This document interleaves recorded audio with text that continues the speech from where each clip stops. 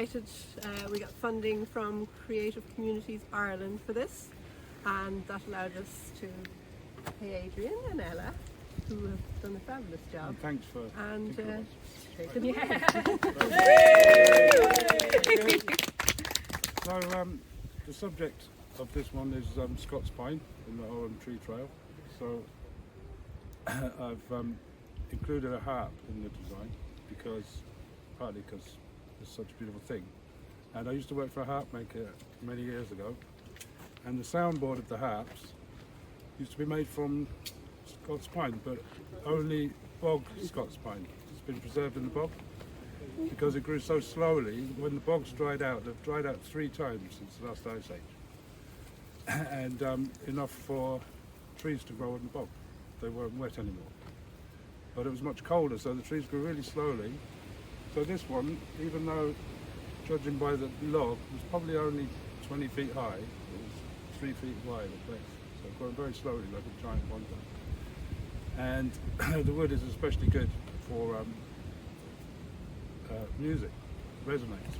Maybe because it's got resin in it. I don't know if there's a connection between resin and resonating, but I was thinking that while I was working over it.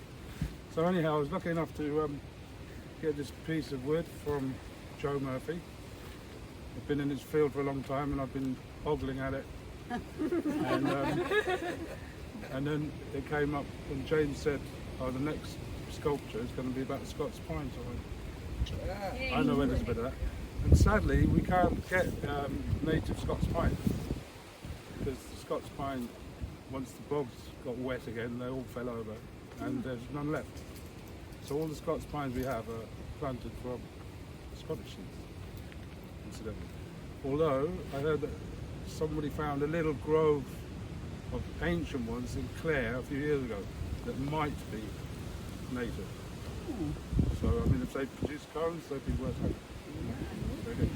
So there were a few other really cool things that were made out of bog pine, and one of them is rope. In the museum in Sneem there used to be a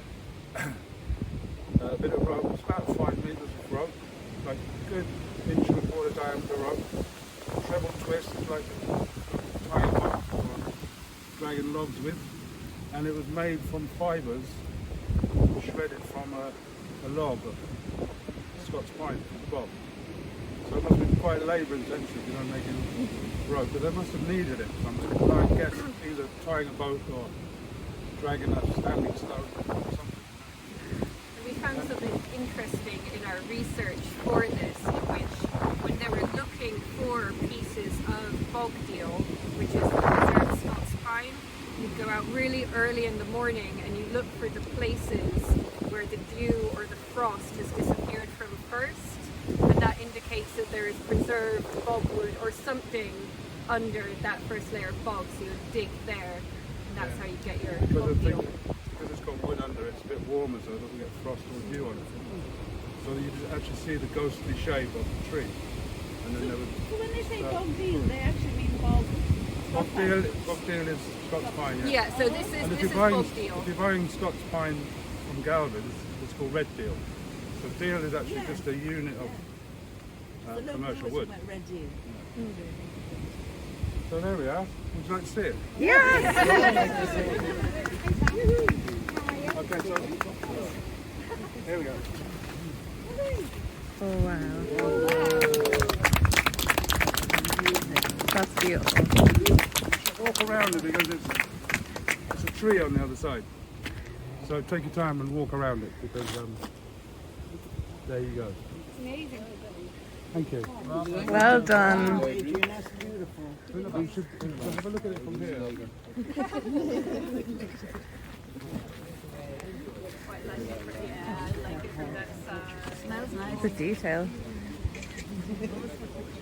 Very tactile.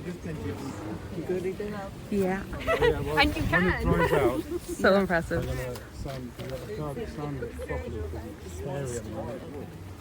So when it dried out, That's just gorgeous. and I might even use a bit of